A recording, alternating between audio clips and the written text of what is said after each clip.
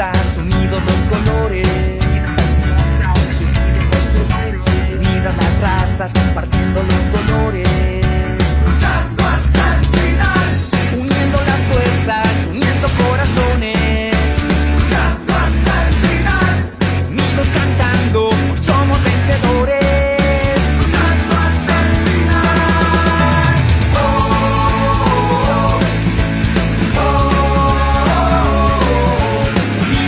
Gloria hasta la victoria, luchando hasta el final.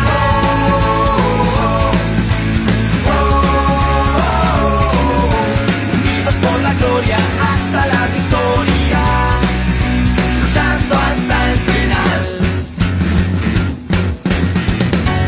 Unidos levantamos lo que hemos destruido, unidos en los sueños, unidos en el camino, luchando hasta el final. La cancha es el planeta, nuestro amor la camiseta, luchando hasta el final. Unidos cantando, rompemos las fronteras, luchando hasta el final.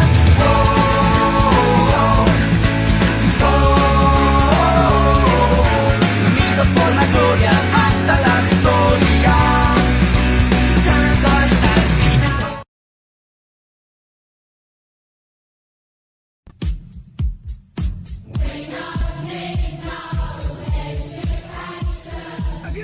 A partir de este momento comienza Encuentros Pedagógicos, el programa de renovación magisterial. Encuentros Pedagógicos, Radio Revista, Magisterio, Sindicalismo, Actualidad Nacional, Pedagogía. Sábados de 8:30 a 10 de la mañana. Bienvenidos.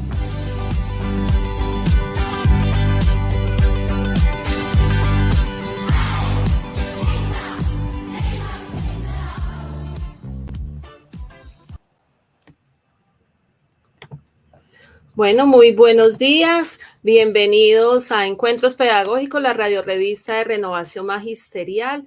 Siendo hoy las 8:30 de la mañana, abrimos Encuentros Pedagógicos, hoy 10 de febrero del 2024. Muy buenos días al magisterio y a cada uno de ustedes que nos sintonizan a través de los diferentes medios. Hoy los acompaña en la conducción del programa Heidi Quijano y Carlos Chacón en lengua de señas. Un abrazo a Paula Carvajal, una pronta recuperación. Recuerden que pueden sintonizarnos los sábados en Facebook Live de Renovación Magisterial y visítenos en nuestra página www.renovacionmagisterial.org, donde siempre encontrarán los audios y documentos citados en nuestras entrevistas y las noticias de actualidad del sector docente de los trabajadores. Síganos también en Twitter, @encuentrospedac y @renovacionmag. Bueno, empezamos. Encuentro con la política.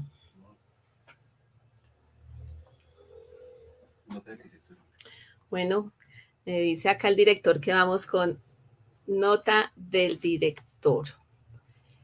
La democracia en vilo por la coalición corrupción mafia dentro de entes de investigación y senadores. Jairo Castro Ballesteros, delegado del Magisterio de Bogotá al Comité de Formación Docente.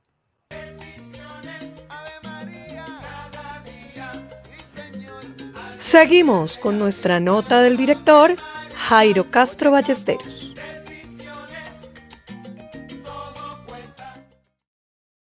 Fabio. Muy buenos días al magisterio de la comunidad educativa que nos ven y nos siguen por Facebook Live de Renovación Magisterial al programa Encuentros Pedagógicos. Un saludo también a todos los que nos siguen por nuestras redes en el exterior. Hoy la nota del director se intitula La democracia en vilo por la coalición corrupción mafia dentro de los entes de Estado de investigación y senadores. La democracia de Colombia amenazada por una banda de criminales sentados en los tronos de la Fiscalía, en las curules del Senado del país. Son la mancha de la vileza con que ha actuado la oligarquía rancia, putrefacta y fascista que se ha mangualado con el paramilitarismo, la corrupción, el asesinato de inocentes para sostener el statu quo de los esclavistas del pasado. La maldad de la representación del centro democrático en algunos entes judiciales del Estado es evidente. se manifiestan en las amenazas de golpe blando contra el presidente elegido por los colombianos. Elegido a pesar de la compra de votos del candidato Fico, a pesar de las maquinarias electorales de la corrupción que tienen los partidos tradicionales en los cargos de las diferentes nóminas del Estado, como las gobernaciones, alcaldías, ministerios, donde aún permanecen zánganos que se atraviesan en las reformas del cambio desde el interior de las oficinas de esas entidades. A pesar de todo eso, fue elegido por los colombianos para gobernar el país. Fue elegido por el pueblo, por los trabajadores, las trabajadoras, los desempleados, las desempleadas, los campesinos, campesinas, jóvenes estudiantes o con deseos de estudiar, por los hambrientos, por todos aquellos que hemos padecido la discriminación de más de 200 años de gobiernos liberales, conservadores, fascistas, corruptos, asesinos, que nunca se preocuparon por el bienestar de los colombianos, ni por la educación, ni por la salud, mucho menos por mitigar el hambre del campo. Al contrario. Por ejemplo, el expresidente César Gaviria ayudó a que en el campo se acrecentara el hambre con su plan de apertura económica, en el que los privilegios a la importación del maíz, del trigo, la cebada, por mencionar algunos productos que se dejaron de producir en el campo gracias al beneficio de bajos impuestos a los extranjeros y al negocio que se le dio a los importadores para quebrar el campo y quitarse de encima la competencia comercial de los campesinos. También están al orden el desfalco del gobierno del Centro Democrático en los gobiernos de Uribe Vélez, las masacres y falsos positivos, en el del Duque el robo al fisco, como el de los centros poblados para la educación, 70 billones de pesos. Esas fueron las formas de gobernar de esos partidos. Se elige un gobierno alternativo que en su propuesta de mejorar la economía está la de recuperar el campo, para que los campesinos vuelvan a sembrar, que el pueblo colombiano se alimente con los productos que se cultivan en los campos, como otrora se hacía en las plazas de mercado a precios justos, razonables. Pero solo el hecho de devolver las tierras a los campesinos sacó a la luz pública el odio visceral de los representantes de los partidos conservadores, liberales, del centro democrático, Cambio Radical, y otros que han o se hayan amangualado con el paramilitarismo para arrebatarle las tierras a los campesinos en su afán de extender sus gamonalismos y crianza de ganado a monocultivos en millones de hectáreas que monopolizan y se benefician con sus esbirros en el Senado de la República para mantener el monopolio de las tierras arrebatadas, para generar leyes de no pagar impuestos ni por las tierras ni por los productos que se sacan de esas tierras. Esa política de resarcir el hambre y dar salarios justos a los pobres de Colombia, a campesinos, ha provocado en toda esa oligarquía corrupta de derecha narcoparamilitar que se mantiene en el Senado y en la dirección de la justicia, como la Fiscalía, por ejemplo, se han manifestado con el desprecio por los pobres del país y desde esas sillas inventan procesos, abusan del poder, atropellan a los sindicatos para justificar un golpe blando contra el presidente Gustavo Petro, como lo manifestó la senadora María Fernanda Cabal en un video en el que manifiesta que el objetivo de la oposición es no dejar que el gobierno termine los 4 años de mandato. Hilando fino, no se puede dejar de lado cómo la Fiscalía, en concordancia con lo manifestado por Cabal, ha intentado inventar algún indicio de la falta a la ley para lograr su cometido. Cosa que no hizo con las pruebas de la ñeñe política para la elección de Duque, ni con las de los Char en las acusaciones de Aida Merlano. Tampoco actuó con lo investigado por los fiscales encubiertos en el Chocó en el caso del narcotráfico por el director de la Fiscalía en esa región, el tal Pacho Malo, que además quedó en evidencia el posible nexo de la vicefiscal Marcera con este sujeto. Tanto el fiscal como la vicefiscal, en vez de actuar en justicia contra el narcotraficante, acusa a los mismos investigadores. les inicia procesos para encarcelarlos por haber descubierto el delito. Esa es la motivación para que el pueblo exija que se nombre una fiscal sin vínculos o acusaciones de posibles delitos como el de narcotráfico, en el que posiblemente incurre la fiscal encargada Marta Mancera. Respaldamos a la Corte Suprema de Justicia. Bogamos por una pronta elección de la fiscal para que todo esté en tuerto y los colombianos tengamos justicia. Muchas gracias. Nos vemos dentro de 8 días en otra nota del director. Bueno, seguimos. Muchas gracias, señor director. Seguimos con Encuentro con el Movimiento Obrero.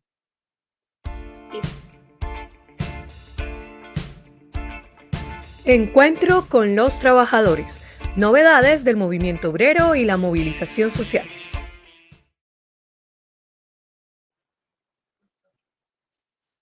Bueno, muy buenos días, buenos días. Fabio Arias, presidente de la Central Unitaria de Trabajadores CUT. Muy buenos días. ¿Cómo nos fue en ese plantón? Heidi, buenos días. Sí, señor. Ok. Heidi, buenos días. Un saludo para todos los maestros y las maestras que están conectadas a encuentros pedagógicos. Un cordial saludo también al compañero Jairo Castro. Bueno, el plantón, a nuestra manera de ver, salió muy exitoso en todo el país, no solamente aquí en Bogotá, donde se llenó con hasta los abarrotados, quedó la plazoleta esta del búnker de la Fiscalía, pero no solamente la plazoleta, sino que las calles aledañas terminaron siendo, teniendo la presencia de los manifestantes. Bueno, en general fue muy masiva y muy pacífica. Desafortunadamente los medios de comunicación se colgaron de una situación, de un pequeño incidente, y así hay que llamarlo, en la Corte Suprema de Justicia, para tratar de decir que era que primero que no se podía, como se dice,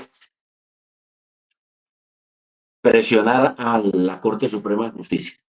Y segundo, que se intentó entrar a la Corte Suprema de Justicia, prácticamente encerraron a los magistrados, hicieron un gran escándalo, pues, y con esta situación, y inmediatamente le dieron analogía a lo que fue la toma de la Cortes, de las Cortes en 1985 por parte del M-19, una toma militar. Nada de esto tiene que ver con esa situación, ni tiene ninguna realidad con eso.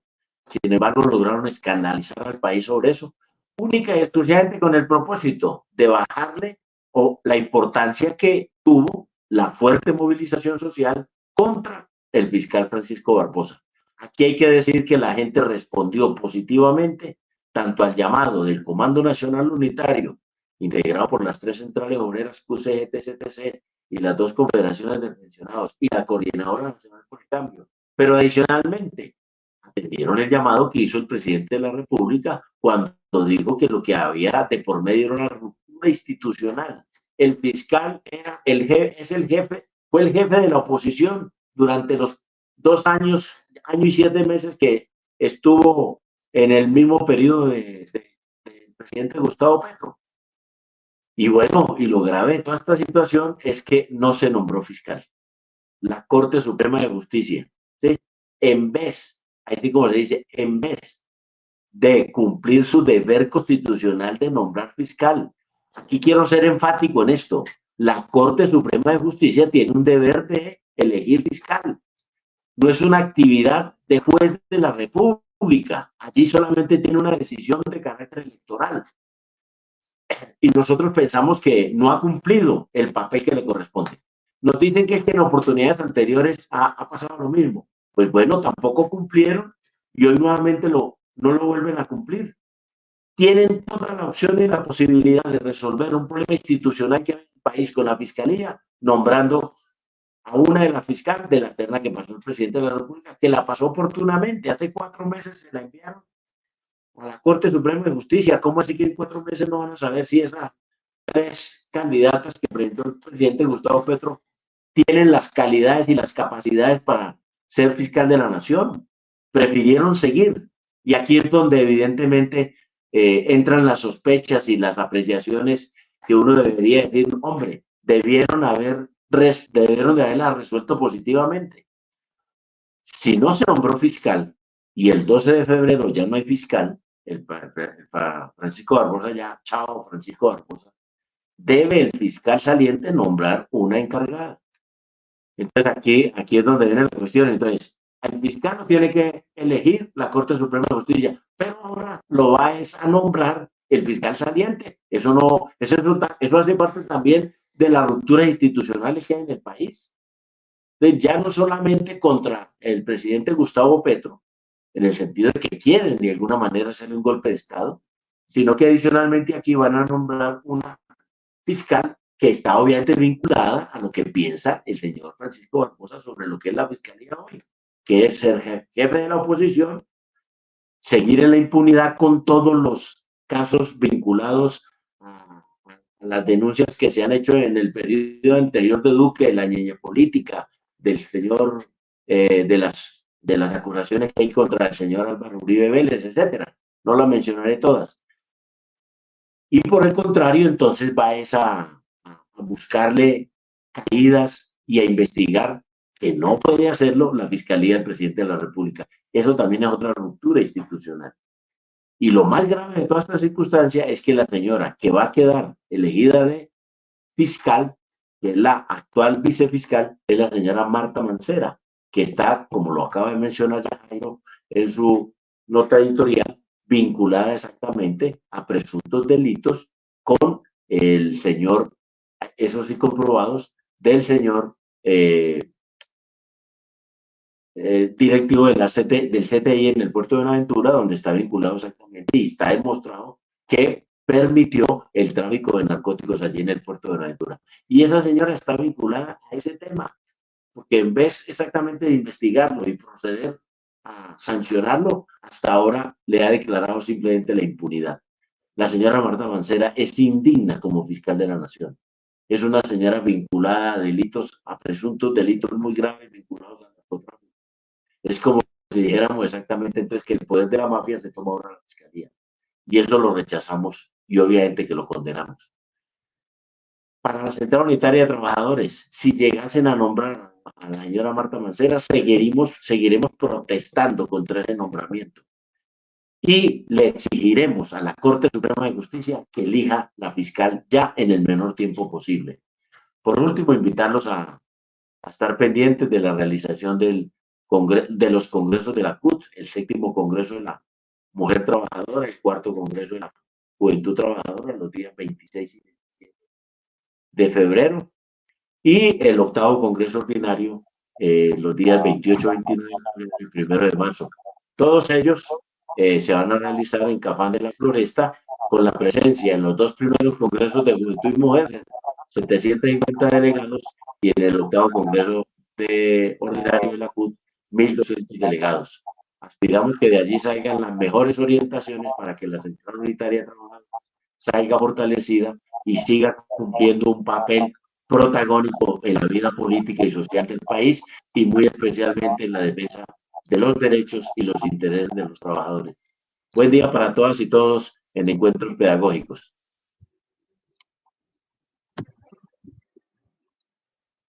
Miguel tiene unas preguntas para ti.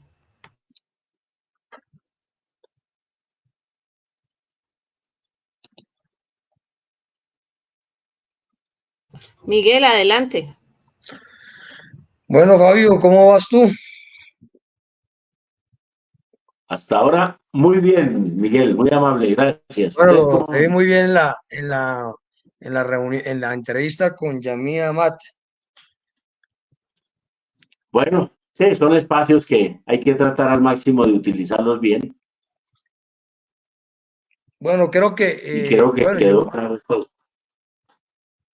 Bueno, creo que en primer lugar, sobre lo que estamos comentando, que hemos titulado, pues hemos disculpado a Luciano Sanín, y que hemos titulado en este momento este espacio como que el pulso del tema del nombramiento del fiscal el pasado 8 de febrero se convirtió pues en otra modalidad hacia el golpe de Estado blando.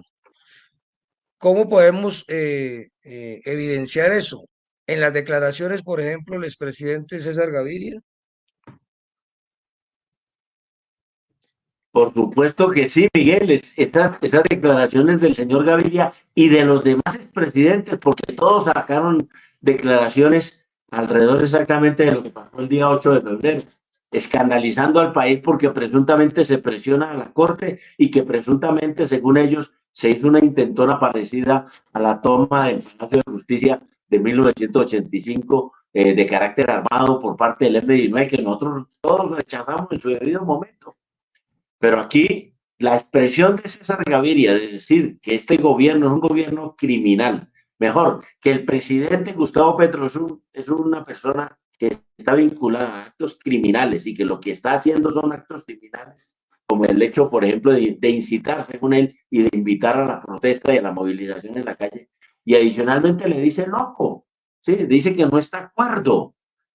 Yo creo que eso muestra de que evidentemente hay todo un plan conspirativo de ruptura institucional en el país.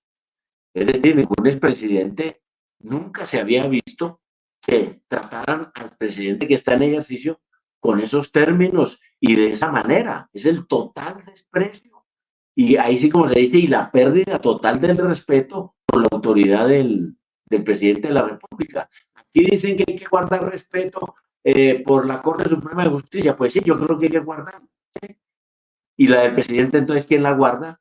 El señor César Gaviria, que le ha dicho criminal y que está loco.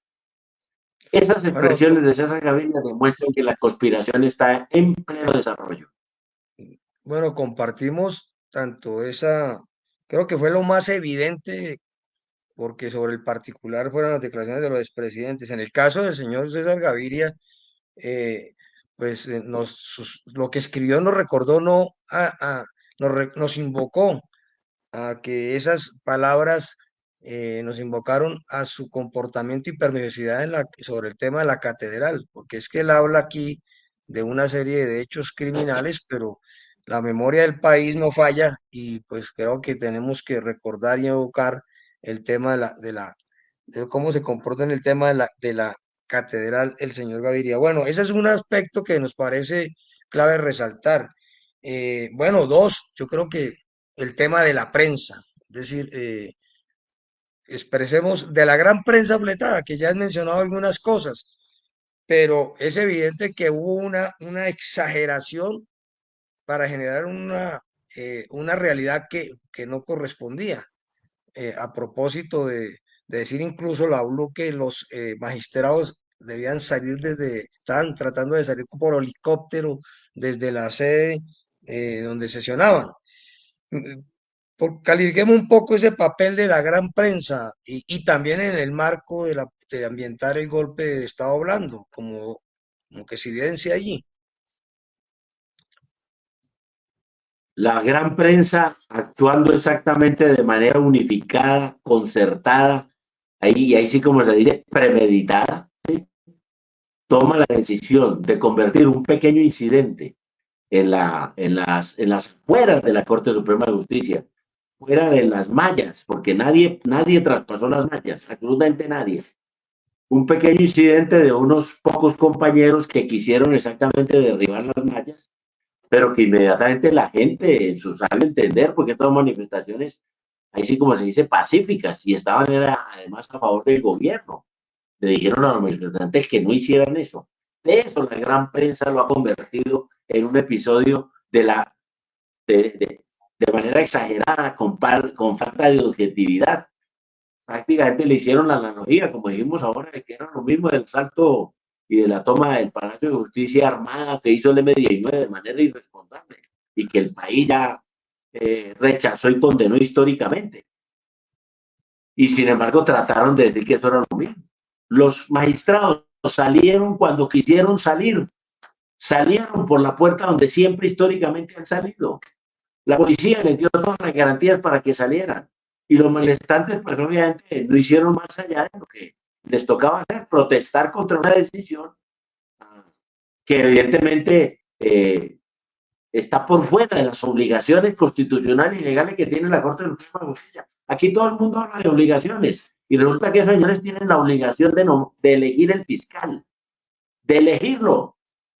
Y por eso todos los que dicen que es que no se puede presionar a los jueces, pues bueno, es que ahí no están actuando como jueces, están actuando como una decisión de carácter electoral en cual de 3 personas tienen que elegir una. Y lo tienen que hacer antes de que el otro se vaya. Y no lo hicieron. ¿O es que el periodo constitucional del fiscal no tiene ninguna importancia? Son 4 años. ¿Por qué amplían el periodo de la... ¿Por qué amplían el periodo de la fiscalía? Eso no tiene sentido. Entonces los medios aquí lo único que hacen es, ahí sí como se dice, no permitir mostrar el aspecto positivo de la manifestación en todas las fiscalías de Colombia contra el fiscal Francisco Barbosa, que es el que está haciendo la ruptura institucional, la promueve desde que empezó Gustavo Petro, se declaró el jefe de la oposición política y adicionalmente lo está investigando, cosa que tampoco tiene competencia. Dígame. Es evidente la sincronización de la gran prensa, pues con todo este plan de golpe de Estado impulsado por los expresidentes y que está ahora aparentemente liderando, por lo menos lo puso más en evidencia el señor Gaviria, y también el hecho de ocultar por parte de la prensa las enormes y masivas manifestaciones alegres, pacíficas que hubo en todo el territorio nacional, de la ciudadanía, entre otras cosas, en donde el magisterio fue protagonista, incluso tratando de señalar que FECODE estaba tratando de entrar a la corte cuando FECODE había terminado el evento con el Comando Nacional Unitario en Bogotá frente a la Fiscalía al mediodía y nada tenía que ver con el tema de estar allá. Es decir, ahí hay una intencionalidad que todo parece indicar no solamente dejar a Mancera, sino de ocultar y minimizar que Mancera se tendría que investigar a sí misma, porque ella es hoy una persona con serias investigaciones y que quedaría a cargo de su propia investigación. Este es un elemento adelantado de impunidad, diría yo. Bueno, ¿cómo calificamos la declaración de la OEA? Porque en medio de esto que el señor Almagro salga a declarar lo que declaró, pues vale la pena hacer una referencia sobre el particular. No, la declaración de la OEA está, ahí sí como se dice, en el contexto real político del país y en la exhortación a la Corte Suprema de Justicia que le diga a la fiscal como una forma de superar el problema. A mí me parece que en esto acierta el secretario general de la OEA, el señor Luis Almagro, de las pocas veces que acierta y debemos exactamente exaltar esa posición democrática del secretario general de la OEA y que por tal motivo, pues, puso también las cosas aquí en el país de otra manera distinta, en el sentido de que a nivel internacional hay una reacción inmediata de un organismo que tiene que velar por la democracia en la región, como es la OEA. Para eso está constituida, además. Y nos Muy bien parece entonces informada, que por eso cierto, como dijiste tú, muy bien informada la OEA, es decir, no va a expedir un comunicado como ese donde señala que si hay un golpe, si hay indicios de golpe de Estado hablando y sí debe nombrarse el fiscal, pues no, uno no va a entender que el señor Almagro se va a pronunciar pues sobre la base de que tuvo algunos rumores. alegremente. Así es. En eso se equivoca Humberto de la Calle. En eso se equivoca total y radicalmente Humberto de la Calle. Bueno, Pero estaba diciendo que es muy importante que la OEA se haya pronunciado inmediatamente. Pero eso también tiene otro criterio adicional. Y es el papel, de alguna manera, de liderazgo que ha venido teniendo Gustavo Petro a nivel internacional. Es decir, esa situación que él ha logrado, esa situación que ha logrado crear el mismo presidente de la República, de tener un liderazgo internacional, queda aquí reflejado también con la declaración de la OEA, cosa que muestra de que podemos decir que no se estaría solo en esta situación. También se cuecen habas en Estados Unidos, ¿no? Entre las fuerzas más regresivas y las menos regresivas, por decirlo de alguna manera. Porque algo tiene que ver ese comunicado, pues, con la posición gringa, en mi opinión, por supuesto. No sé en la de Fabio, pero bien. Bueno, creo que el balance de la jornada hay que calificarlo de positivo, a pesar de que no se logra inmediatamente el relevo, pues, y la elección de la nueva fiscal, pero es evidente que hay un llamado a la unidad nacional.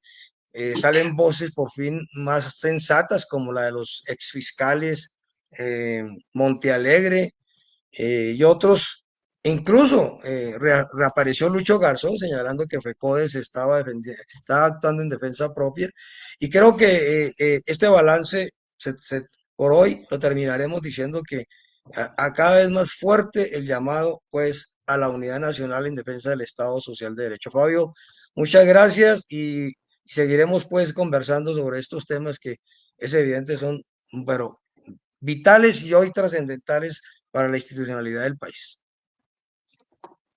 Buen día para todos y todas. Muy buen día, muchas gracias Fabio Arias y Miguel Ángel Pardo Romero de FECODES. Discúlpame que no te presenté. Bueno, seguimos con Encuentro con Canapro.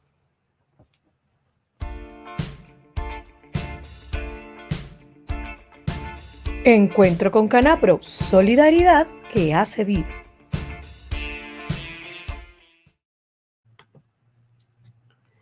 Muy buenos días, Alonso Camacho, jefe de crédito de Canapro. ¿Cómo estás?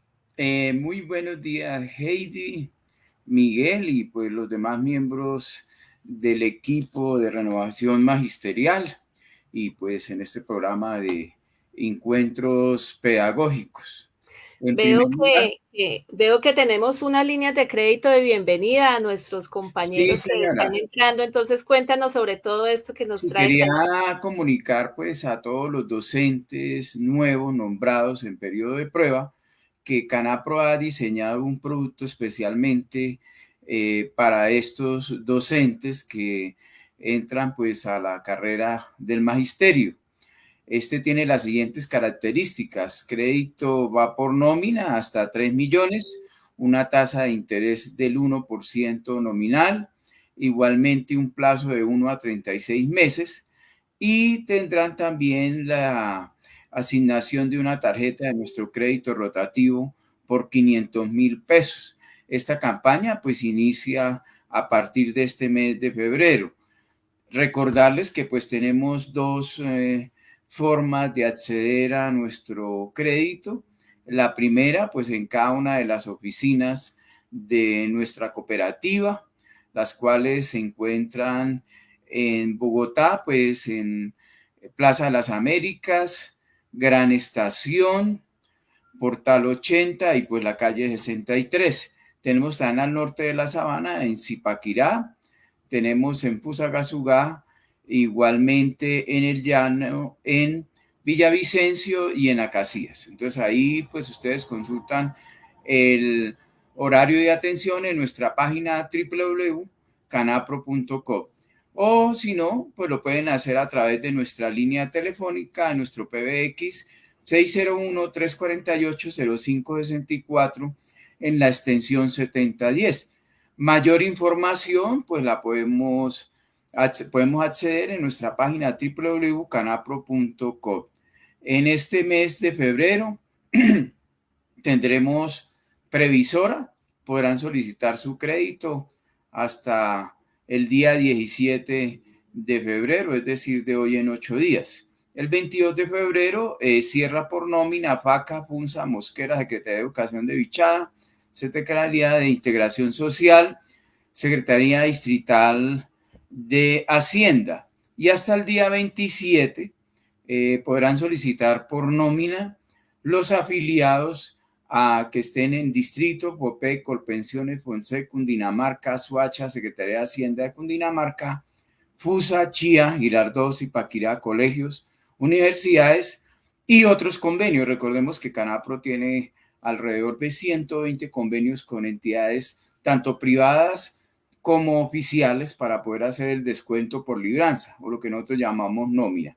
Y hasta el día 27 podrán hacer su solicitud por crédito de ventanilla todas las pagadurías. Entonces, como les recomendaba o les recordaba, se puede hacer comunicando al PBX 601-348-0564, extensión 7010, o igualmente en cada una de las oficinas. Para terminar, recordarles que pues estamos invitando al recorrido, a la caminata ambiental Canapro de Soacha, por la salida de reconocimiento estructural hídrico del municipio de Soacha, humedal estacionario La Chucuita, Cuenca Baja, desembocadura de la Quebrada Tibanica y el río Suacha. Mayor información al teléfono 314-668-8564 o en la sede de Suacha.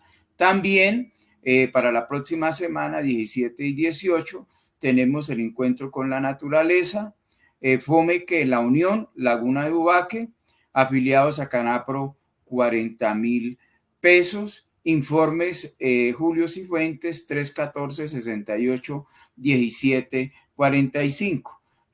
Se pueden inscribir en la sede principal, Gran Estación, Plaza de las Américas, Portal 80 y en el mismo Suacha. ¿Qué incluye esta actividad? Incluye pues transporte expreso, guía especializada, auxiliar logístico seguro y soporte médico. También invitarlos a que estén revisando nuestra página www.canapro.co y las redes sociales en las cuales encontrarán ustedes por los diferentes beneficios, servicios, promociones en la parte de recreación y todo lo relacionado con nuestra cooperativa. Entonces, desearles a todos un muy feliz fin de semana. Muchas gracias, muy amables. Gracias, Alonso. Mejor dicho, que pidan porque la cooperativa tiene de todo. Muy amable por este espacio.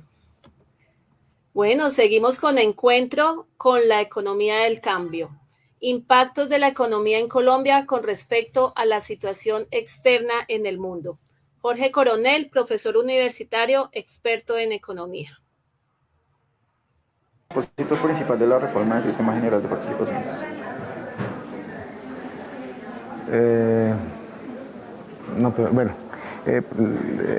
La propuesta de reforma del sistema general de participaciones lo que busca es, pues obviamente, garantizar unos recursos en un horizonte de largo plazo. Eso tiene unos desafíos que están particularmente inscritos en la situación económica y fiscal del país. Cuando digo situación económica, me estoy refiriendo a la desaceleración de la economía, por ejemplo, y algunos impactos que hemos tenido por los choques externos o la situación externa que vivimos en el mundo. Y los temas fiscales pues tienen que ver con un menor ingreso que hemos tenido en materia de tributarios, unos menores recursos que estaban estimados, y eso pues pone en dificultades la ejecución de proyectos, pone en dificultades la misma ejecución del presupuesto general y lleva a que el gobierno tenga que considerar pues, hacer unos ajustes en materia fiscal. Ahí cabe el tema de cómo, por ejemplo, fallos como el de la Corte sobre la no deducibilidad de las regalías termina impactando unos ingresos que estaban ya presupuestados. Bueno, ¿cuáles son los avances en materia económica durante el gobierno de Gustavo Petro? Los avances económicos, pues digamos que pueden ser unos cualitativos y cuantitativos. Cuando digo cualitativos, es destacable la visión de desarrollo que quedó en el Plan Nacional de Desarrollo, donde se incorporan unos elementos novedosos para poder llevar a cabo la ejecución de unos proyectos. Por ejemplo, este país despreciaba el desarrollo alrededor del agua, este país despreciaba la visión regional, y solamente para mencionar esos dos elementos quedaron incorporados ahí. Desde mi perspectiva, eso es un logro porque modifica inclusive la forma de ver y de entender el país. Y en materia poco cuantitativa, por decirlo de alguna manera, pues por lo menos en lo que va corrido del gobierno, es el desempleo. Pese a la desaceleración económica, el desempleo se reduce. Lo normal es que haya desaceleración y el desempleo crezca. No lo estamos viendo que ocurra. Eso tiene varias explicaciones, pero digamos que es un buen indicador. La inflación pues ha logrado reducirse, ha logrado bajar. Terminamos con una inflación de 9,28 el año pasado y el pronóstico para este año es que esté alrededor del 5-6%. Eso es un gran logro, es una buena noticia, y me parece que detrás de eso hay una mayor noticia que es más importante todavía, que no se le hace eco y yo creo que es la que hay que destacar, y es la forma como se corrigió la inflación por clases sociales. DANE lo llama así, es decir, es como la inflación de ricos, de clase media, vulnerable y pobres, que venía siendo, digamos, muy regresiva, es decir, la inflación de los pobres solía ser más alta que la inflación de los ricos, eso no debería ser así, y desde marzo del año pasado se corrigió y por lo menos ya vimos que el año pasado, entre marzo y diciembre, la inflación de los ricos es más alta que la inflación de los pobres. Esa es una conquista, también un logro de este gobierno. Las principales preocupaciones. Te planteé una cosa muy importante la vez pasada, doctor Coronel. La reforma tributaria no se hizo para tapar un hueco fiscal, sino para la inversión. Yo creo que ese punto podríamos desarrollarlo un poco en este momento. Y segundo, pues el impacto que ha tenido, los estragos que han tenido las decisiones de la Corte Constitucional y las decisiones del Consejo de Estado en materia de ingresos que estaban previstos precisamente para esa inversión. La reforma tributaria, a diferencia de las anteriores, ¿sí? Es una reforma que sí tenía un enfoque social. Las anteriores tenían unos elementos que lo que hacían era obtener unos recursos, y por ahí está el carácter fiscal, pero no iban con un enfoque social, no se interesaban para corregir, por ejemplo, problemas que había en la tributación en Colombia, donde, por ejemplo, los ricos tributan menos que los pobres, para ponerlos en un término muy sencillo para que todo el mundo nos entienda. Esta reforma de este gobierno sí modificó estructuras tributarias. Por ejemplo, en el impuesto de renta se modifica la estructura tributaria, por eso los ingresos más altos deben tributar más que los ingresos más bajos. Y, por ejemplo, se modificó también un asunto que estaba llevando a que los ricos pagaran menos impuestos, que era todas aquellas exenciones y beneficios que tenían. Eso se limitaron, se prohibieron algunos, y por lo tanto eso corrige un problema que teníamos en la tributación en Colombia. Y me parece que esos son conquistas de este gobierno. Fueron naturalmente unos debates muy difíciles de dar, pero ese sí es un avance en sentido social. Es decir, la reforma no era solo fiscal, sino era una reforma también con política social. Bueno, muchas gracias a este informe, nos dejó más claridad para seguir comprendiendo qué es lo que está pasando y por qué tantos entrampamientos que nos están colocando. Seguimos con Informe Capital.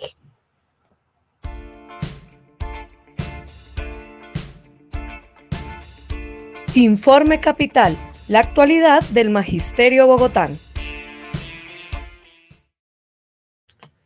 Bueno, muy buenos días, Andrés Valle Rojas, secretario general de la ADE.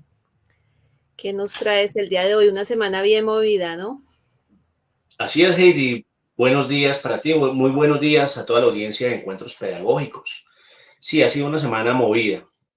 Entonces, en este informe voy a centrarme en 4 cosas: el panorama político, el tema del pliego de peticiones, el asunto del PAE y algo a lo que le voy a dedicar un poco más de tiempo, que es muy delicado, muy preocupante, que ha pasado de grave a crítico, que es el asunto de la aprobación de las comisiones de estudio remuneradas, porque la Secretaría de Educación dice que no hay planta de personal. Entonces, sobre el primer tema, debo destacar la participación del magisterio en el meeting que hubo frente al búnker de la Fiscalía, lo que convocamos para el pasado 8 de febrero. Es importante que el magisterio se pronuncie, pero antes de pronunciarse, pues que el magisterio se informe, que esté presente, que esté atento a la situación nacional. No me voy a extender en este punto, simplemente quiero invitar a que estemos atentos y atentas al desarrollo de los acontecimientos de esta crisis institucional que quieren provocar los sectores que definitivamente se han declarado enemigos del gobierno Petro, y pues definitivamente esa crisis institucional nos afecta de una manera terrible. Entonces, para que estemos muy pendientes, es esta invitación, y para que acatemos y sigamos las orientaciones de la organización sindical en este sentido. 2, informar que estamos construyendo el pliego de peticiones 2024. Estamos escribiendo de una manera rápida, de una manera acelerada, no por eso menos profunda, no por eso menos amplia y participativa. Recuerden ustedes que en la página de la ADE hay un enlace donde podemos seguir consignando los aportes al pliego de peticiones, que el pliego se estructura por ejes.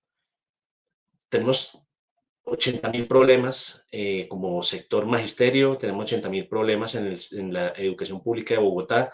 Tenemos que abreviar, tenemos que recoger, darle la mejor redacción posible para presentar este pliego el próximo 28 de febrero. Lo vamos a hacer convocando, invitándoles en la compañía al magisterio bogotano, porque este pliego tiene temas tan fundamentales como la defensa de lo público y la financiación de la educación en Bogotá.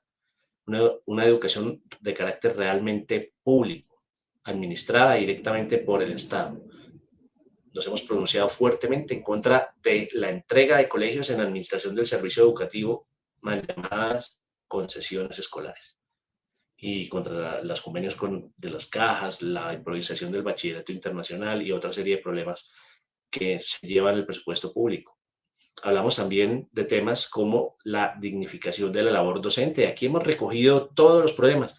Aquí no nos olvidamos de los provisionales, esa crisis tan difícil que estamos pasando, pues del acceso al trabajo y a la manutención, al llevar el alimento a la casa de estos más de 5.000 compañeros y compañeras.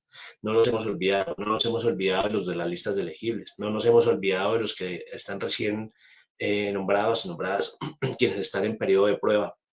No nos hemos olvidado de las personas que vienen trabajando con nosotros hace mucho en las diferentes comunidades educativas.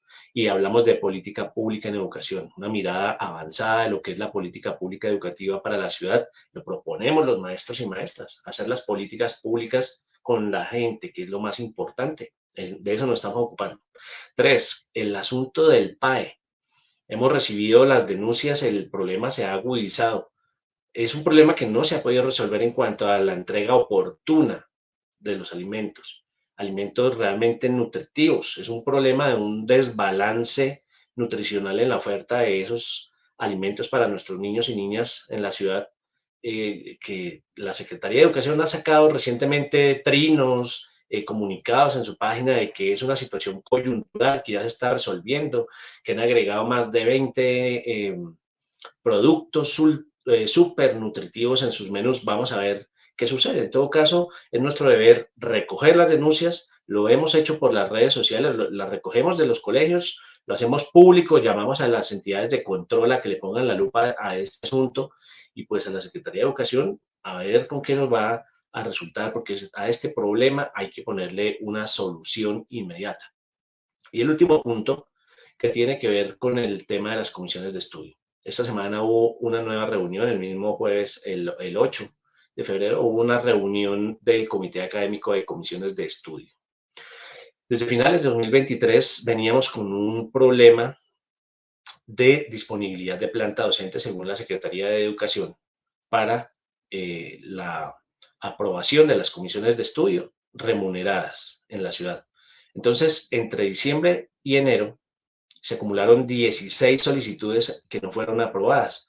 Entonces pues no nos cabe en la cabeza, no podemos darle la razón a la Secretaría de Educación cuando dice que no hay disponibilidad de planta docente. Según ellos es un paquete de recursos que es limitado, que no pueden tener más maestros o maestras cubriendo esas novedades administrativas. Nosotros decimos amplíe la posibilidad, transfieran recursos, hagan movimientos internos despresupuestales, pero garantícenle el derecho a la formación docente al magisterio. Es el enfoque que le hemos dado desde la ADE, por lo cual hemos venido trabajando desde hace años, la formación docente como derecho. Entonces, ahorita en febrero no solamente no se resolvieron esas 16, sino que llegaron 15 más, para un total de 31 solicitudes de comisiones de estudio remuneradas, de las cuales se le dio solución a una sola. Tuve ocasión de dar una intervención bastante enérgica frente a la Secretaría de Educación, llamando a que de un lado hay un montón de compañeros y compañeras deseosos de trabajar, de cubrir esas novedades administrativas. De otra parte están los niños y niñas en los colegios sin sus maestros o maestras porque no dan celeridad en la asignación de provisionales en esas temporalidades que se están generando.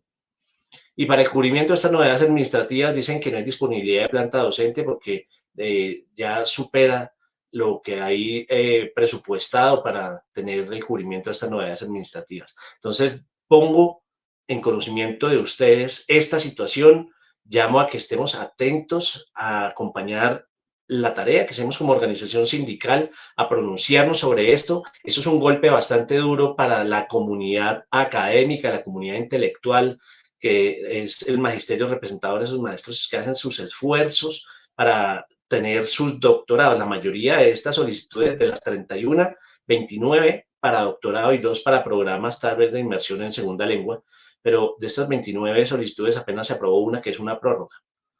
Entonces, yo me pronuncié muy duro sobre la afectación para la vida, la carrera de estas personas en su proyecto personal, en su proyecto profesional, pero también en lo que implica, que es prácticamente cerrarle la puerta y hacer que pierdan la matrícula y la posibilidad de seguir cursando sus programas de doctorado en diferentes partes del mundo, incluso en Bogotá. Entonces, dejando esta alerta, les invito a que estemos pendientes, vamos a seguir informando sobre cómo se desarrolla este asunto.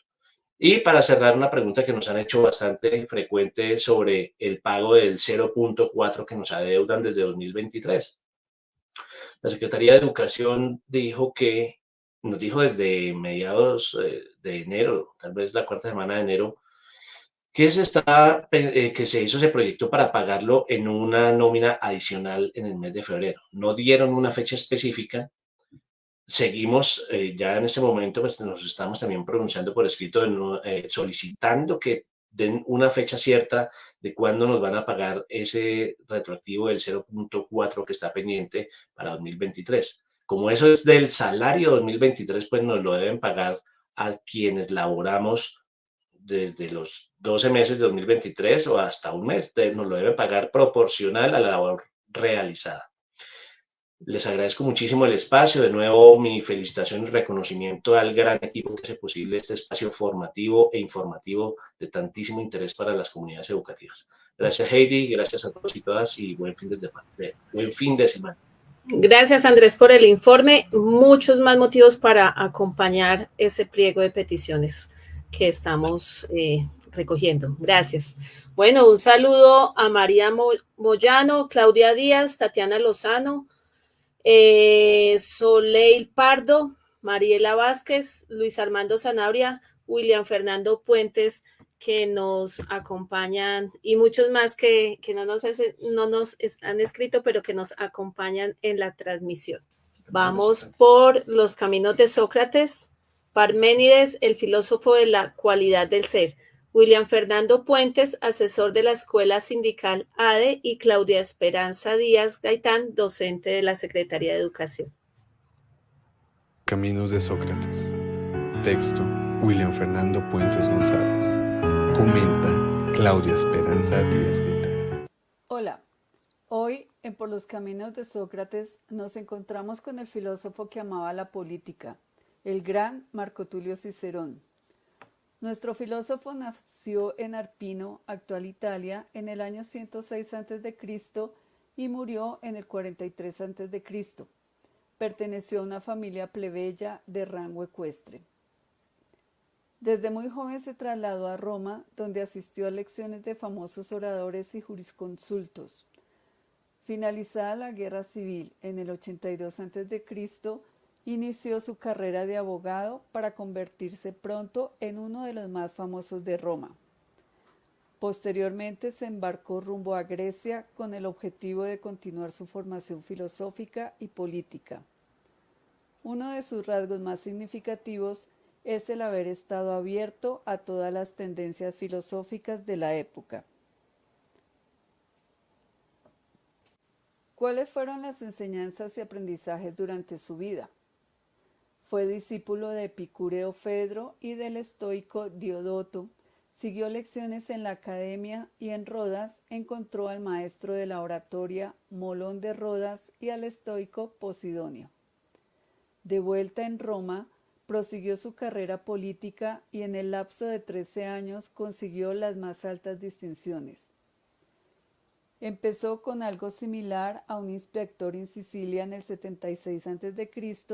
y en el 70 a.C. aceptó defender a los sicilianos oprimidos por el antiguo magistrado Verres, para quien sus alegatos, conocidos como Verrinaes, supusieron la condena. Estas acciones lo hicieron muy popular entre la plebe y así se consolidó su fama de abogado. A Cicerón se le considera uno de los más grandes retóricos y estilistas de la prosa latina. Se destacó en la historia romana por la introducción de las escuelas filosóficas helenas y por la creación de un vocabulario filosófico en latín. Todas estas vivencias llevaron a reconocerlo como un gran orador y reputado abogado, aunque centró mayoritariamente su atención en la carrera política. Su filosofía. La filosofía de Cicerón es una de las mayores representaciones del eclecticismo y del desarrollo del derecho natural. Sus escritos de carácter humanista fueron su mayor aporte a la filosofía. Como comenta Fernando García de Cortázar, Cicerón elige de guía a Platón, cuya república llevaba siglos marcando el paso de la filosofía política del mundo conocido, pero el orador latino no es un filósofo que levante castillos en el aire, sino un servidor público que considera en la actividad cívica el ideal supremo de perfección. ¿Qué discurso, se pregunta, pueden hacer los filósofos tan perfecto que sea preferible a una república bien constituida por su derecho común y sus costumbres? ¿Quién ha visto nunca una ciudad gobernada por filósofos? Cicerón estaba convencido de que los mayores males de Roma se debían a que los políticos no aplicaban los valores morales a sus acciones. La pelea por la excelencia había sido siempre el pulso que mantenía viva a la patria, pero cuando la ambición, la rivalidad y el odio se enseñorean de la política, arrastran fatalmente a los ciudadanos a una verdadera guerra civil. Resulta preocupante que tiendan a ser los hombres más brillantes y con más talento los que más consumidos están por el ansia de poder y gloria. Cicerón hizo de la filosofía una praxis en la política. Curiosidades de la vida de Cicerón. Fue un excelso escritor, político y orador romano. Aunque su carrera política fue notable, en especial se le conoció como orador más elocuente de Roma y como hombre de letras. Uno de sus logros más significativos que debería servir de ejemplo a nuestros gobernantes fue el haber unido la filosofía y la política con la amistad y la ética. Durante su consulado en el 63 a.C., consiguió prevenir un golpe de estado encabezado por Lucio Sergio Catilina, al que no detuvo en el momento, pero a cuyos cómplices redujo prácticamente el día antes de que lo llevaran a cabo. Su final. Marco Antonio, a quien criticó duramente en su obra Filípicas, como venganza acabó ordenando el asesinato de Cicerón el 7 de diciembre del 43 a.C. Un soldado lo encontró en su casa de la costa, le cortó la cabeza y las manos y se las llevó a Marco Antonio para que pudiera mostrarlas en la tribuna del Foro de Roma, la llamada Rostra, donde el abogado había sido tantas veces tan elocuente. Delante de su esposa, Marco Antonio cogió la cabeza, se quitó una horquilla del pelo, sacó la lengua inerte de la boca y se la clavó para enseñarle al pueblo que nadie más debería atreverse a criticarlo. Frases célebres. El que seduce a un juez con el prestigio de su elocuencia me parece más culpable que el que lo corrompe con dinero. Somos esclavos de las leyes para poder ser libres. Los poetas nacen, los oradores se hacen. Nunca ofendas a un amigo, ni siquiera en broma.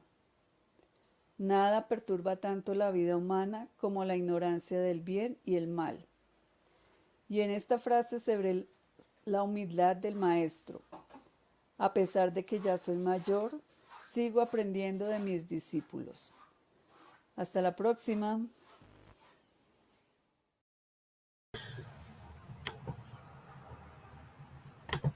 Bueno, agradecemos a Claudia y a William por todas estas enseñanzas y aprendizajes que tenemos cada sábado.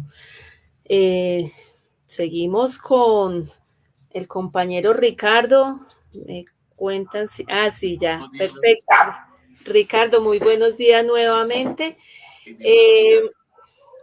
Entonces, Ricardo viene desde el municipio de Andolaima y es el presidente de la subdirectiva sindical de ADEC. Muy buenos días. Cuéntanos cómo vamos en la región. Bueno, muchas gracias por la invitación. Un saludo muy especial para todo el magisterio de Cundinamarca, afiliados a la Asociación de Educadores de Cundinamarca. Como subdirectiva hemos estado participando en los distintos mecanismos de participación convocados tanto por el gobernador de Cundinamarca como el municipio. Realmente, pues, en este momento el trabajo que se viene realizando es participar para aportar a la construcción de los planes de desarrollo municipal. Entonces, dentro de nuestra participación, hemos expuesto las distintas problemáticas que acompañan la prestación del servicio educativo en el municipio. ¿Cuáles son esas problemáticas? Tal vez son problemáticas que son el común en todo Cundinamarca. La primera problemática que tenemos es el tema de los recursos que provienen del Sistema General de Participaciones, es decir, lo que le está llegando a las instituciones educativas hoy por hoy no suplen las necesidades presupuestales de un establecimiento educativo. La mayoría de esos recursos provenientes para el fondo educativo de las instituciones se destina es para servicios públicos, porque esos temas de servicios públicos se ha disparado enormemente y a las instituciones educativas se les está yendo la mayoría de esos recursos en el pago de esos servicios públicos. Realmente queda muy poco presupuesto para atender necesidades como el mantenimiento de las instalaciones educativas, la inversión en recursos didácticos para el acompañamiento o la didáctica de aula, y también tenemos problemas para el tema de los restaurantes escolares. No sabemos por qué razón dentro del contrato que se le hace a los operadores del PAE no se incluye ese tema del mantenimiento y le están dejando a las instituciones educativas el mantenimiento de los restaurantes escolares. Las estufas necesitan mantenimiento. Muchos recursos que se manejan en los restaurantes escolares ya están deteriorados y las instituciones no cuentan con esos recursos. Entonces, por esa razón, al municipio se le ha expuesto a esa situación. Igualmente, necesitamos hacer una articulación del proyecto, de los proyectos comunitarios que tiene el municipio. ¿Por qué decimos esto? Porque es que la educación debe ir de la mano de esas escuelas de formación deportiva y cultural que manejan los municipios. No podemos, muchas veces, nuestros deportistas, nuestros participantes de cultura provienen de las escuelas, provienen de los establecimientos educativos. Y dentro de los lineamientos que da el mismo Ministerio de Educación en su circular 03 de este año, habla de crear centros de interés en las instituciones educativas. Entonces, hemos tratado que el municipio nos incluya que debe existir esa articulación entre esas escuelas de formación deportiva, esas escuelas de formación cultural, donde se forman nuestros músicos, nuestros bailarines de danzas, los artes plásticas, vayan a las escuelas, vayan allá a las regiones, a las veredas, porque muchos de nuestros estudiantes son de zona rural y no pueden participar de esas escuelas de formación por los horarios que tienen también, porque es para atender solamente la población urbana.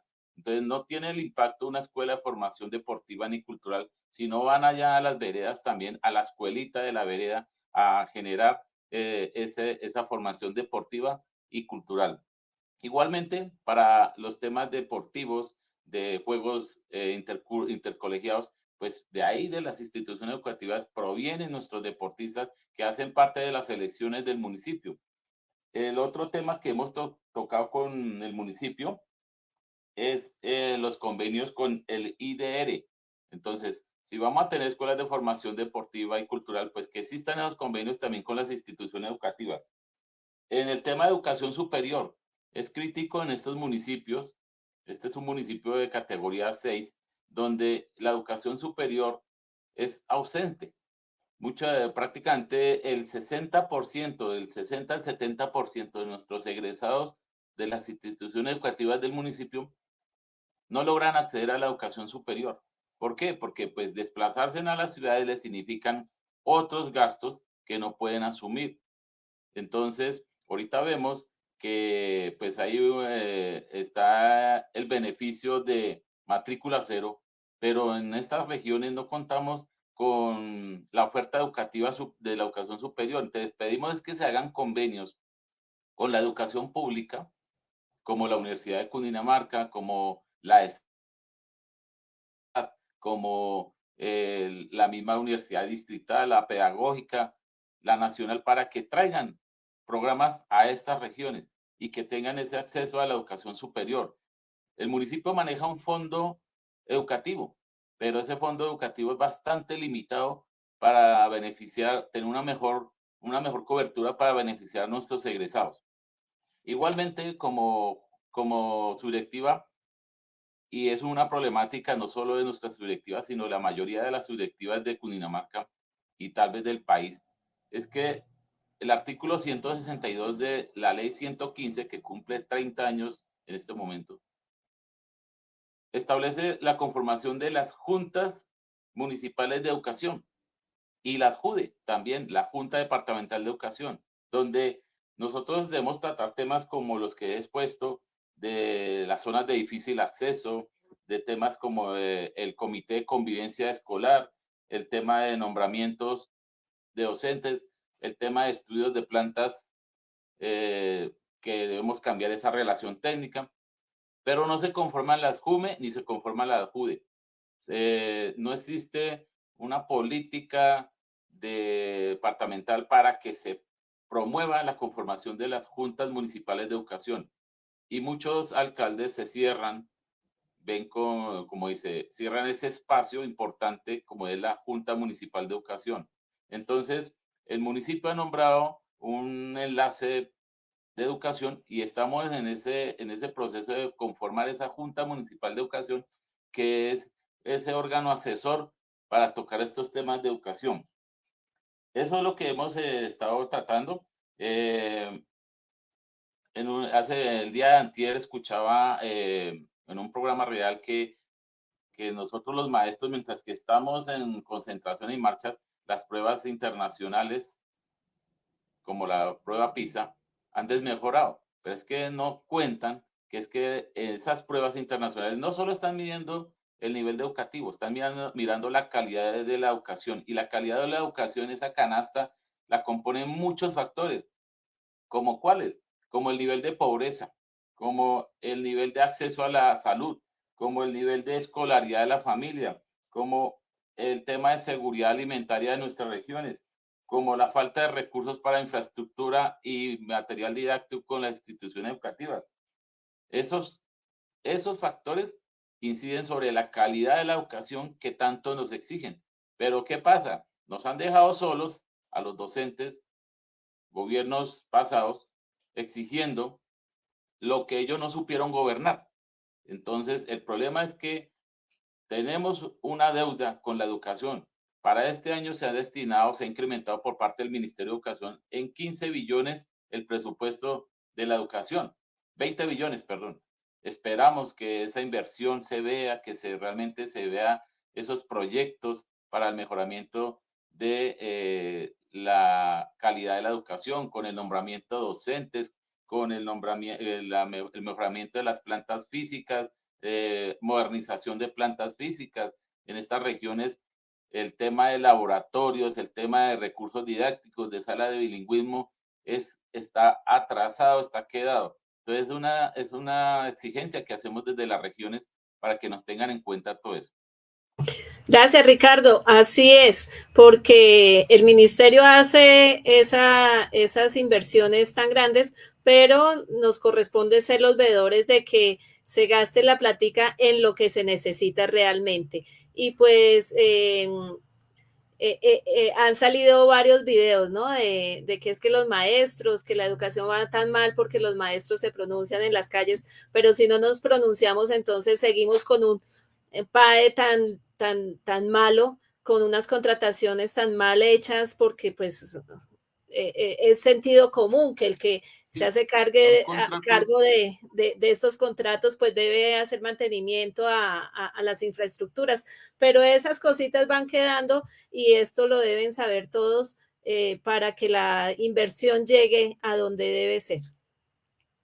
Sí, así es, tiene que ser así. Nosotros, el magisterio, somos el veedor, nuestro sindicato se convierte en ese enlace de transmitir esa inconformidad que existe frente a la forma como se maneja la educación en Colombia. Y esos contratos, no solo el contrato del PAE, existen otros contratos que manejan desde las gobernaciones, donde a veces los amarran y realmente no se ve que exista un control o una supervisión o una auditoría a esos contratos. Así es. Muchas gracias, Ricardo, y esperamos que próximamente nos acompañes y que ojalá las noticias sean mejores. Gracias. Gracias, Heidi. Muy amable y feliz día. Feliz fin de semana. Bueno, continuamos con Encuentro con la Comunidad Educativa y el Magisterio. 40 años de la Ley General de Educación, antecedentes y debates en el movimiento pedagógico. Estamos con Pascual Amezquita Zárate, doctor en Economía, y Miguel Ángel Pardo Romero, integrante del Comité Ejecutivo de FECODE, de la Comisión de Política Educativa y secretario de Prensa. Nunca perseguí la gloria.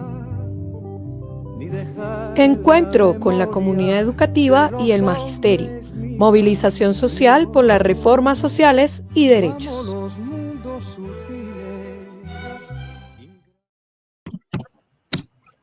Bueno, Miguel y Pascual, bienvenidos a este espacio nuevamente. 40 años de la Ley General de Educación, antecedentes y debates del movimiento pedagógico.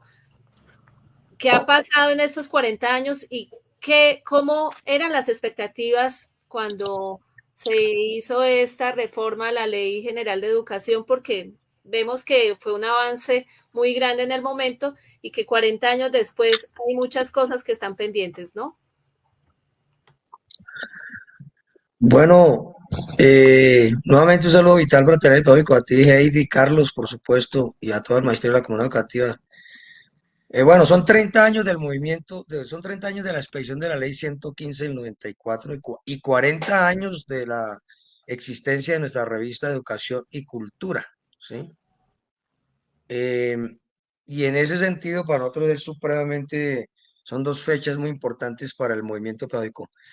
Bueno, Pascual Amezquita Zárate, compañero Pascual, además de los títulos que ha planteado nuestra compañera Heidi, Pascual ha sido un profundo investigador de los temas de política educativa y fue integrante del Centro de Estudios e Investigaciones Docentes de FECODE. Por ahí entre finales del 80, la década del 80, estamos hablando como el 88 por ahí, Pascual, y principios de la década del 90. Estamos hablando del momento más importante en el debate del movimiento pedagógico y en la propuesta de cuál sería la propuesta de Ley General de Educación. Pascual, buenos días y un abrazo y muchas gracias por estar con nosotros nuevamente en este caso, en el papel que más le gusta, no de doctor en economía, sino de hombre de la educación, maestro ante todo. Bueno, muchas gracias a ustedes, al programa, a Heidi, por la invitación y sí, muy complacido de estar hablando de estos temas, pues igualmente problemáticos y áridos que los de la economía, pero bueno, finalmente aquí estamos. Bueno, nosotros creo que vamos a entrar en un terreno en la cual va a haber una serie de actos en celebración de la expedición de la ley 115 del 94, que ocurrió el 8 de febrero de ese año. ¿Qué le precedió? Y entonces creo que no nos va a alcanzar sino para ese pedacito hoy. Vamos a continuar. ¿Qué le precedió a la ley 115 del 94? Pues le precedió el lanzamiento del movimiento pedagógico en el año 1982 por parte del Congreso de FECODE en Bucaramanga. Ese le precedió. Y 10 años después, digamos que el movimiento pedagógico impulsado por FECODE tiene un gran reto.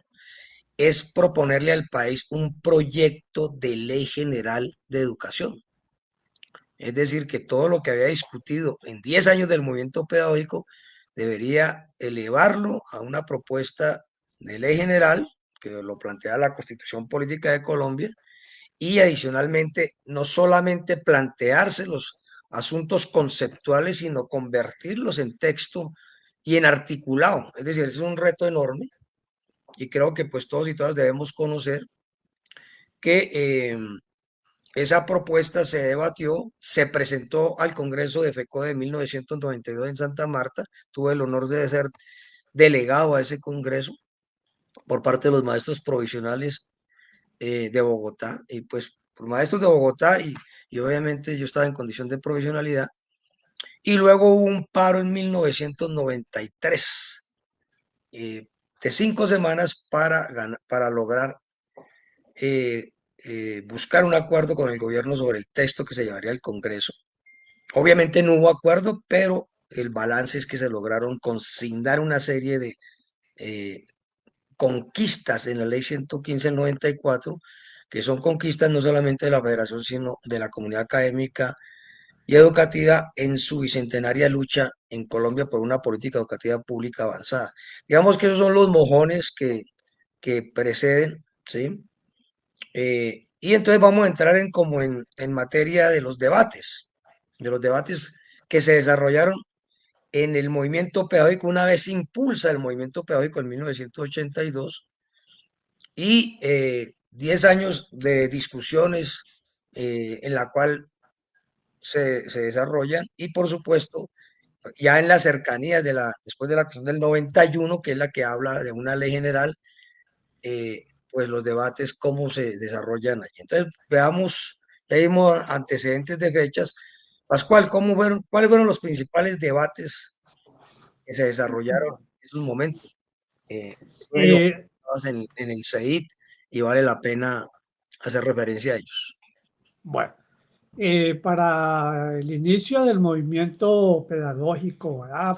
A inicios de la década de los 80, la federación tomó la decisión de constituir, como usted lo menciona en los mojones históricos, de constituir un grupo de académicos vinculados a la educación, pero no necesariamente vinculados al magisterio de primaria, de secundaria, sino a actividades educativas, sobre todo en las universidades.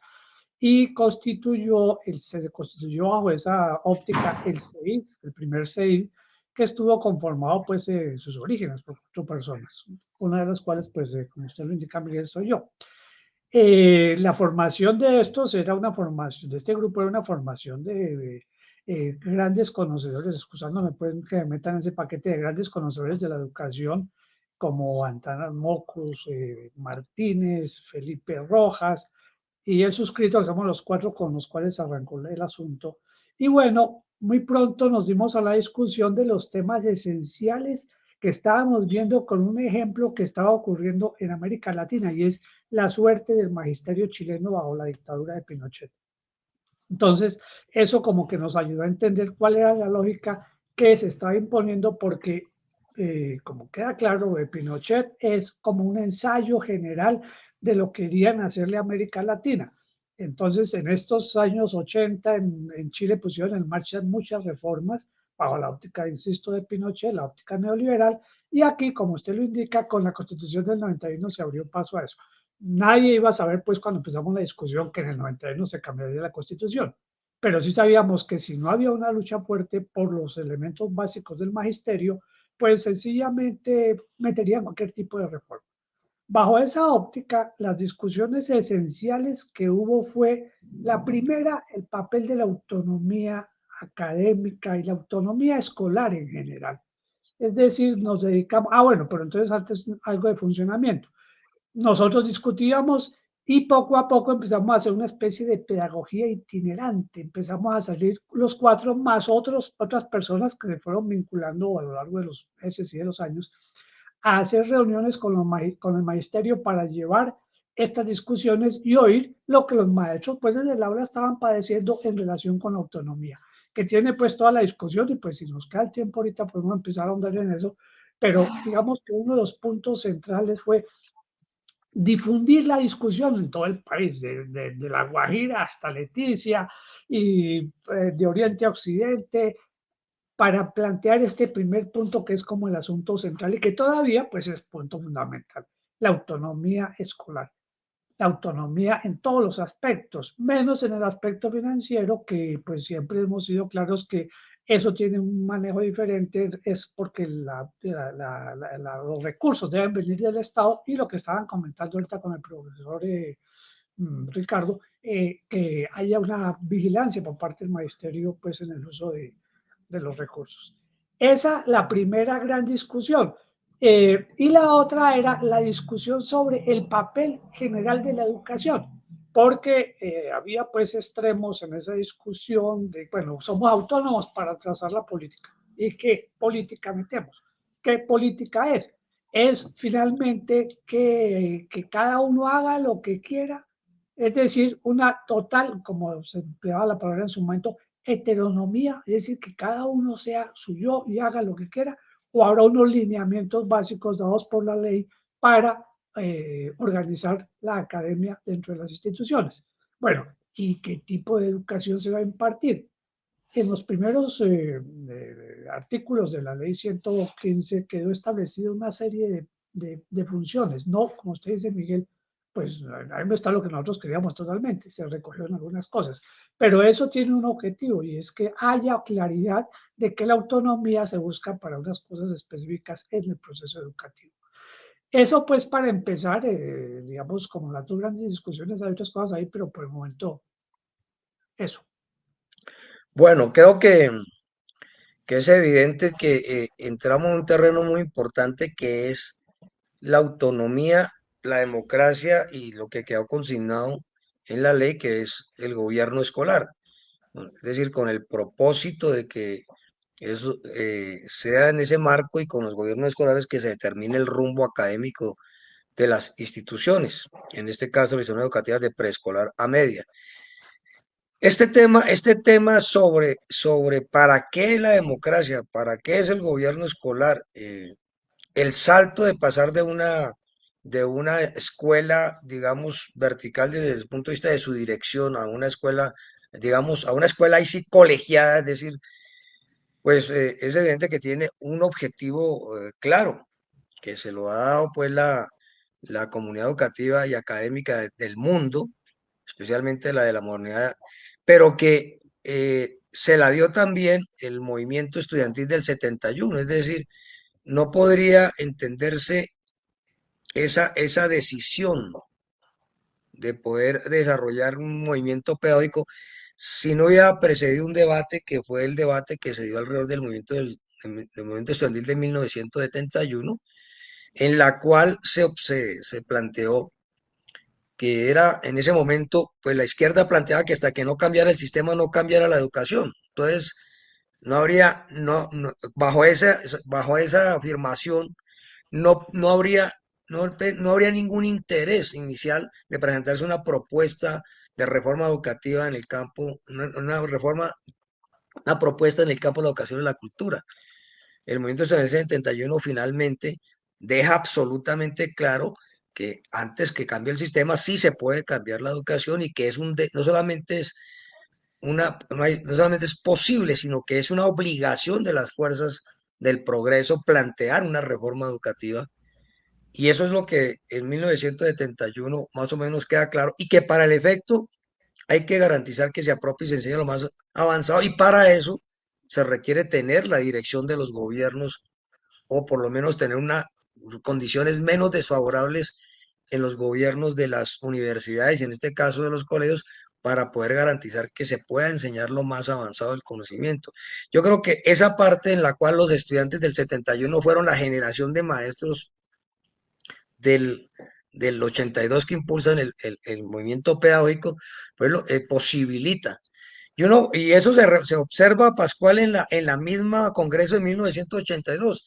Pese a ese enorme avance en las mentes que logra el movimiento desde el 71, todavía es muy fuerte la posición de que hasta que no cambie el sistema, no cambie la educación, a tal punto que la decisión en el Congreso de FECODE de lanzarse a buscar de impulsar un movimiento pedagógico, pues fue una decisión que se toma por mayoría y la diferencia parece que fue no más de 4 o 5 votos entre los que estaban por impulsar un movimiento pedagógico que buscara precisamente avanzar en las propuestas académicas pedagógicas por parte del magisterio y los que seguían insistiendo que hasta que no cambiara el sistema no cambiara la educación.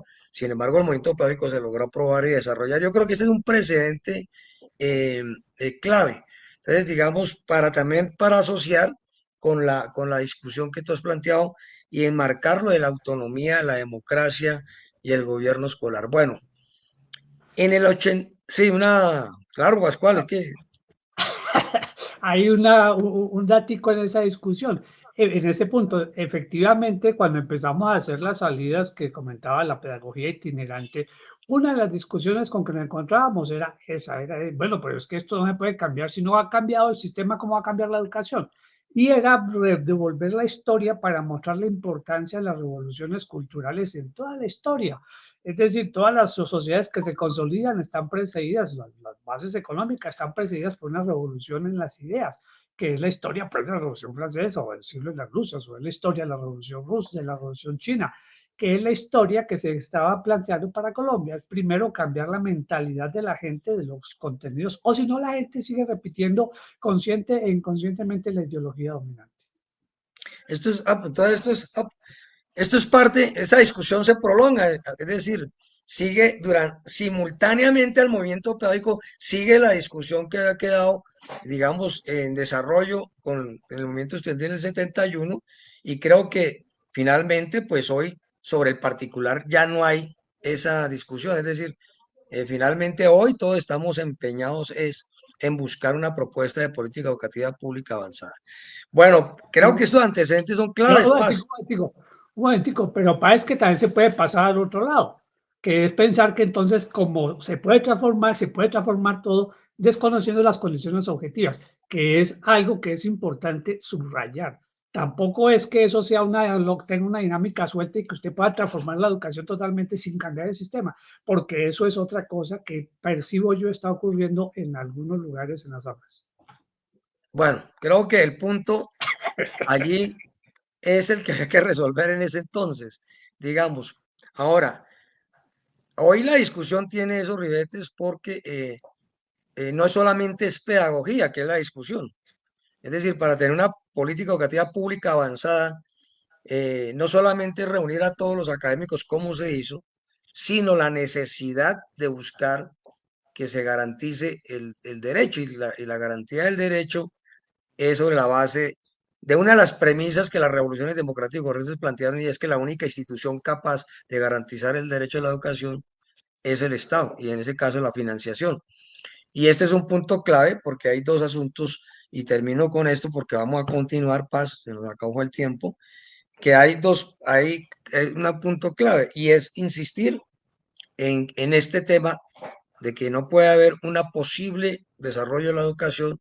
La calidad de la educación, por decirlo de alguna manera, también está ligado a la inversión de los recursos, y en ese orden de ideas, pues el 91 resuelve en la Constitución de manera parcial el tema de unas fuentes para garantizar la educación de preescolar a educación media, fuentes que fueron suspendidas 10 años después, o sea, en el 2020, en el 2001. Entonces, digamos que ese es un punto, por supuesto, clave, en lo cual estamos señalando que hay una relación en todo el tema del movimiento pedagógico y, por supuesto, en temas tan importantes para garantizar una reforma que son dos: financiación y la otra, autonomía y democracia. Financiación para garantizar los recursos y autonomía y democracia para decir, para que la comunidad educativa pueda luchar porque se apropie y se genere el conocimiento más avanzado.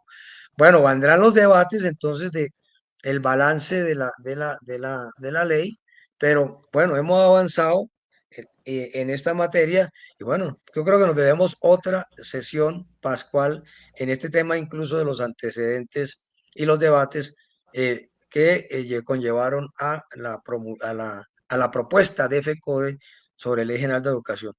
Esa es la más importante, porque pues otra cosa ya es el producto de la negociación que el gobierno no aceptó y no se logramos, y que se logró incorporar, que hace que a pesar de las cosas que no corresponden y no estamos de acuerdo, defendamos esas conquistas en la ley 115. Compañero e integrante del CEIT de FECODE, Pascual Amezquita, de los principios de la discusión del movimiento pedagógico, creo que esa es una presentación como maestro que siempre te reconoceremos, Pascual. Un abrazo y nos vemos en la próxima, ¿no? Sí, señor. Muchas gracias, Heidi. Muchas gracias por la invitación y quedamos pendientes. Bueno, sí, corrijo, son 30 años de la ley de educación, porque yo empecé a hacer cuentas, Miguel, y no me daban. Yo me atropellé porque son 40 años de la revista Educación y Cultura, 1984 salió el primer número, y que empieza a recoger todas estas discusiones, que es un punto muy, muy importante, y por supuesto 30 años, y en el momento de que pues, nos conversamos, nos cruzaron un poco los cables, pero bueno, ya estamos corregidos. Muy importante, Miguel, que este sea como una primera parte, porque el tema es bastante amplio y debemos continuarlo. Entonces quedan comprometidos Pascual y Miguel Ángel a continuar esta charla. Bueno, agradecemos a todos ustedes por su sintonía, a todo el equipo de Renovación Magisterial en Colombia, al director Jairo Castro Ballesteros, al productor Sergio Camilo Castro. En lengua de señas agradecemos a Carlos Chacón. Y recuerden, todos los sábados continuamos en su compañía de 8:30 a 10 de la mañana por Facebook de Renovación Magisterial. Les habló Heidi Quijano. Feliz fin de semana para todos.